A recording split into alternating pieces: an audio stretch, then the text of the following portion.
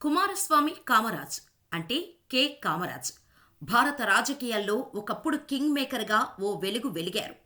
1960వ దశకంలో మన దేశ తొలి ప్రధాని జవహర్లాల్ నెహ్రూ మరణం తర్వాత లాల్ బహదూర్ శాస్త్రిని, ఆ తర్వాత ఇందిరాగాంధీని ప్రధానమంత్రులను చేయడంలో చక్రం తిప్పారు.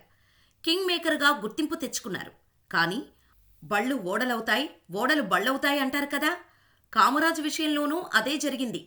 1967వ సంవత్సరం ఆయన రాజకీయ జీవితాన్ని అధపాతాళంలోకి నెట్టేసింది.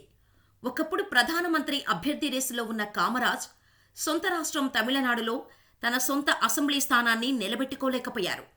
1967లో జరిగిన అసెంబ్లీ ఎన్నికల్లో ఓటమి పాలయ్యాడు. ఎందుకు?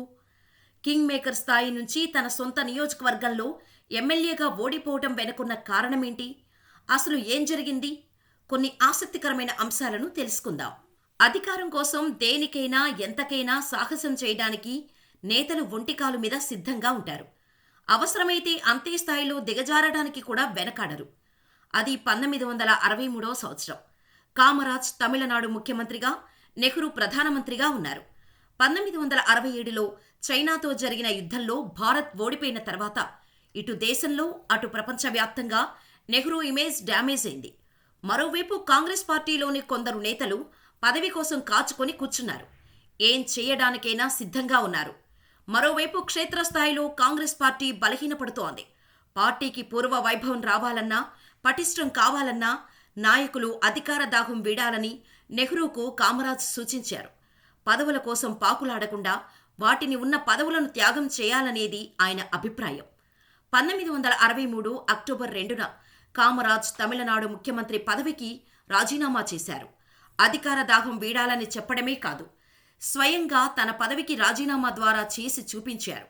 ఆయన బాటలోనే మరో 6 ముఖ్యమంత్రులతో పాటు బిజూ పట్నాయక్, ఎస్కే పాటిల్, మొరార్జీ దేశాయ్, జగజ్జీవన్ రామ్, లాల్ బహదూర్ శాస్త్రి సహా 6 కేబినెట్ మంత్రులు తమ పదవులకు రాజీనామా చేశారు. ఈ పరిణామాన్ని దేశ రాజకీయాల్లో కామరాజ్ ప్లాన్గా పిలుస్తారు. కామరాజ్ ప్లాన్ అమలు తర్వాత అప్పటి ప్రధాని జవహర్లాల్ నెహ్రూ 1963 అక్టోబర్ 9న జాతీయ కాంగ్రెస్ అధ్యక్షుడిగా కామరాజ్ను నియమించారు. ముందు వచ్చిన చెవుల కంటే వెనక వచ్చిన కొమ్ములు వాడి అని అంటారు. కామరాజ్ విషయంలోనూ అదే జరిగింది. జాతీయ రాజకీయాల్లోకి రావడానికి ముందే కామరాజ్ తన సొంత రాష్ట్రం మద్రాసులో కాంగ్రెస్లో తనకంటూ ప్రత్యేక ఇమేజ్ సంపాదించుకున్నారు. సి రాజగోపాలాచారి ముందు ఆయన ఒక కొత్త కాంగ్రెస్ నేతగా ఎదిగారు. 1952 మద్రాస్ అసెంబ్లీ ఎన్నికల తర్వాత సి రాజగోపాలాచారి అంటే రాజాజీ ముఖ్యమంత్రిగా బాధ్యతలు చేపట్టారు. మరోవైపు కామరాజ్ 2 ఏళ్లలోనే ఊహించని ఎత్తుకు ఎదిగారు. అది ఎంతగా అంటే రాజీజీ కళ్ల ముందే నేతగా ఎదిగిన కామరాజు కోసం తన సీఎం పీఠాన్ని వదులుకోవాల్సినంతగా. 1954లో మద్రాస్ ముఖ్యమంత్రిగా బాధ్యతలు చేపట్టిన కామరాజ్ 1963 వరకు సీఎంగా కొనసాగారు. ఆయన జాతకంలో కింగ్ మేకర్ అవుతారని రాసిపెట్టి ఉంది. కాలం కలిసి వచ్చింది. విధి సహకరించింది. అనుకున్నదే జరిగింది. ముఖ్యమంత్రి పీఠం కామరాజ్ను వరించింది. 1964లో ప్రధాని నెహ్రూ హఠాన్మరణం చెందటంతో కాంగ్రెస్లో తర్వాత ప్రధాని ఎవరు అనే ప్రశ్న తలెత్తింది. ఈ పదవి కోసం కాంగ్రెస్లో అంతర్గత కుమ్ములాటలు మొదలయ్యాయి. పార్టీలో జరిగిన మేధోమథనంలో మొరార్జీ దేశాయ్ పేరు తెరపైకి వచ్చింది. మరోవైపు దేశాయ్ని ప్రధాని కాకుండా అడ్డుకునేందుకు కామరాజ్ తన పాచికలు విసిరారు. ఏకాభిప్రాయంతోనే ప్రధాని ఎవరనేది తేల్చాలంటూ మొరార్జీ ఆశలపై నీళ్లు చల్లారు. కామరాజు నాయకత్వంలోని సిండికేట్ లాల్ బహదూర్ శాస్త్రికి మద్దతు ప్రకటించింది. కాంగ్రెస్ సీనియర్ నేతలు హిందీ భాషపై పట్టులేని నీలం సంజీవిరెడ్డి, నిజలింగప్ప, అతుల్య ఘోష్, ఎస్కే పాటిల్ తదితర గ్రూపును అప్పట్లో సిండికేట్గా పిలిచేవారు. 1962లో సోవియట్ యూనియన్ పర్యటనకు వెళ్లిన ప్రధానమంత్రి లాల్ బహదూర్ శాస్త్రి హఠాన్మరణం పొందారు. దీంతో ప్రధాని పీఠం ఎవరికి అనే ప్రశ్న మళ్లీ తెరపైకి వచ్చింది. ఈసారి కామరాజ్ను ప్రధానిగా బాధ్యతలు స్వీకరించాలని సిండికేట్ కోరింది. అయితే హిందీ భాషపై పెద్దగా పట్టులేని వ్యక్తి దేశానికి ప్రధాని ఎలా అవుతాడు అనే సందేహాన్ని కూడా సిండికేట్ వ్యక్తం చేసింది. అయితే ఈసారి మొరార్జీ దేశాయ్ ప్రధానమంత్రి కిరీటాన్ని ధరించటానికి సిద్ధమయ్యారు. కామరాజ్ను విభేదించారు. ప్రధాని ఎవరు అనే దానిపై ఓటింగ్ నిర్వహించాలని పట్టుబట్టారు మొరార్జీ.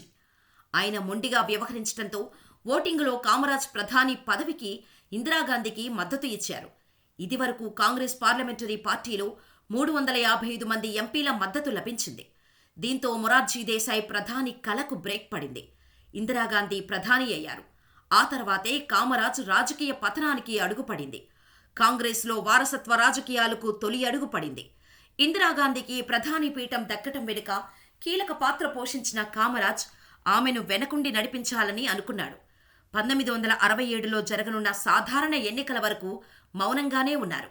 అయితే ఇందిరకు ప్రధాని బాధ్యతలు అప్పగించి ఎంత పెద్ద తప్పు చేశానో అనే విషయం 1967లో సార్వత్రిక ఎన్నికలు జరిగిన తర్వాత తెలిసిందే కామరాజ్కు. ఎందుకంటే ఆ ఎన్నికల్లో కాంగ్రెస్కు 285 సీట్లు వచ్చాయి. అంతేకాదు 1967లో జరిగిన అసెంబ్లీ ఎన్నికల్లో కాంగ్రెస్ పార్టీ 6 రాష్ట్రాల్లో అధికారాన్ని కోల్పోయింది. అందులో తమిళనాడు కూడా ఒకటి. తన సొంత అసెంబ్లీ నియోజకవర్గం విరూద్ నగర్ నుంచి పోటీ చేసిన కామరాజ్ కూడా పరాజయం పాలయ్యారు. హిందీని అధికార భాషగా ప్రకటించిన తర్వాత 1965లో తమిళనాట డిఎంకే పేరుతో కొత్త పార్టీ ఆవిర్భవించింది. మరోవైపు కామరాజ్ తమిళనాడులో తన పట్టును పూర్తిగా కోల్పోయారు. ఆ తర్వాత జరిగిన ఎన్నికల్లో కాంగ్రెస్ కూడా ఘోర పరాజయాన్ని మూటగట్టుకుంది. ఈ పరిస్థితుల మధ్య కామరాజు పరిస్థితి వయసు మీద పడ్డ ముసలి సింహంలా మారింది. పువ్వులమ్మిన చోట కట్టెలు అమ్ముకునే పరిస్థితి ఉన్నా ఆయన కాంగ్రెస్ పార్టీని మాత్రం వీడలేదు. ఇంతలో ఇందిరాగాంధీ మరో పిలుపు ఇచ్చారు. ఓటమి పాలైన నేతలు పదవులకు రాజీనామాలు చేయాలని హుకుం జారీ చేశారు. ఆమె ఆదేశాల మేరకు కామరాజ్ జాతీయ కాంగ్రెస్ అధ్యక్ష పదవిని రాజీనామా చేశారు. కాంగ్రెస్ కొత్త అధ్యక్షుడిగా ఎస్ నిజలింగప్పను ఎన్నుకున్నారు. కానీ పార్టీకి సంబంధించిన నిర్ణయాలను మాత్రం కామరాజ్ తీసుకునేవారు. ఇక 1967లో డాక్టర్ సర్వేపల్లి రాధాకృష్ణన్ పదవీకాలం పూర్తయిన తర్వాత రాష్ట్రపతి ఎన్నికలు జరిగాయి. కాంగ్రెస్ నుంచి ఆంధ్రప్రదేశ్కు చెందిన నేత నీలం సంజీవరెడ్డిని అభ్యర్థిగా ప్రకటించారు. కానీ ఉపరాష్ట్రపతిగా ఉన్న వివి గిరిని నామినేషన్ దాఖలు చేయాలని ఇందిరాగాంధీ ఆదేశించారు. ఆత్మ ప్రబోధానుసారం ఓటు వేయాలని రాష్ట్రపతి ఎన్నికలకు ఒక్కరోజు ముందు ఇందిరా కాంగ్రెస్ సభ్యులను కోరారు. కామరాజ్ మద్దతు ఇచ్చిన నీలం సంజీవరెడ్డి ఎన్నికలలో ఓడిపోయారు. ఇందిరాగాంధీ కోరుకున్నట్టే వివి గిరి రాష్ట్రపతిగా బాధ్యతలు చేపట్టారు. దీంతో ఆగ్రహించిన సీనియర్లు 1969 నవంబర్లో పార్టీ సమావేశాన్ని ఏర్పాటు చేశారు. ఇందిరాగాంధీని పార్టీ నుంచి బహిష్కరించి కొత్త నాయకుడిని ఎన్నుకోవాలని కాంగ్రెస్ పార్లమెంటరీ పార్టీని కోరారు. ఓటింగ్ జరిగినప్పుడు పార్లమెంటరీ పార్టీ సమావేశంలో 285 మంది ఎంపీల్లో 229 మంది ఇందిరకు మద్దతు పలికారు. కామరాజ్కు ప్రధాన ప్రత్యర్థిగా ఉన్న డిఎంకే పార్టీతో పొత్తు పెట్టుకోవడం ద్వారా తమిళనాడులో మిగిలిన ఓట్లను సమీకరించారు ఇందిరా. వామపక్ష పార్టీలు కూడా ఆమెకే మద్దతు తెలిపాయి. ఆ తర్వాత కాంగ్రెస్ పార్టీ 2 ముక్కలైంది. అందులో ఒకటి కాంగ్రెస్ ఓ అంటే ఆర్గనైజేషన్, మరొకటి కాంగ్రెస్ అంటే రూలింగ్ పార్టీ. ఇందిరా నాయకత్వం వహించిన పార్టీని కాంగ్రెస్ ఐ అని కూడా పిలిచేవారు. జాతీయ రాజకీయాల్లో ప్రభ మసకబారుతుందని గ్రహించిన తర్వాత కామరాజ్ తమిళనాడు వైపు మొగ్గు చూపారు. కానీ అప్పటికే చాలా ఆలస్యమైంది. అయినా 1971లో లోక్సభకు ఎంపీగా ఎన్నికయ్యారు. పార్టీకి చెందిన ఇతర అభ్యర్థులు ఎన్నికల్లో ఘోరంగా ఓడిపోయారు. చివరకు 72 సంవత్సరాల వయసులో 1975 అక్టోబర్ 2 గాంధీ జయంతి రోజు గుండెపోటుతో మరణించారు. ఒకప్పుడు భారతదేశంలో కింగ్ మేకర్గా జాతీయ రాజకీయాల్లో చక్రం తిప్పారు.